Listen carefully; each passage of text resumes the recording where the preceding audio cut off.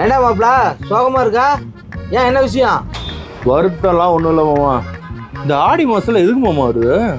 ஏண்டா ஆடி மாதம் உங்கள் வீட்டில் தேங்காய் சொல்லணும்னு வருத்தமாக இருக்கா? வருத்தம்லாம் ஒன்றும் இல்லை மாமா. இந்த ஆடி மாதம் ஆனால் இந்த புதுசாக கல்யாணம் பொண்ணுங்கள்லாம் எதுக்கு அவங்க அம்மா வீட்டுக்கு அனுப்பி வைக்கிறான்? மாப்பிள ஏன் அவங்கள பிரித்து வைக்கிறாங்கன்னா, இப்போ ஒன்றா சேர்ந்தாங்கன்னா குழந்தை பிறந்துச்சுன்னா சித்திரை மாதம் பிறக்கும். சித்திரை மாதம் பிறந்துச்சுன்னு வச்சுக்கோ, குழந்தைக்கு ரொம்ப வெயில் காலத்தில் கஷ்டமாக இருக்கும். அதனால தான் இப்போ பிரித்து வைக்கிறாங்க.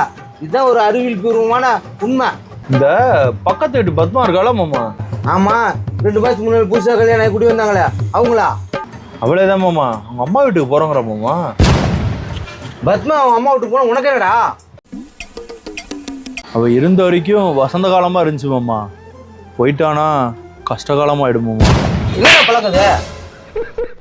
ஏய், எத்தனை நாள்டா இந்த விஷயம் நடக்குது? பொண்ணு விஷயத்துல என்ன மாதிரி ஜென்டிலாக நடக்க கற்றுக்கிடா. மனசு தான் இருக்கு பழகிக்கிடா. ஆளை மோரையும் போடுறான். ஏஞ்சி கடை விட்டு வெளியே போடா. ஆடி மாதத்துக்கு காலம் கட்டி வந்து விளக்கம் கேட்குறான். போடா வெளியே. என்ன பழக்கமோ தெரியல.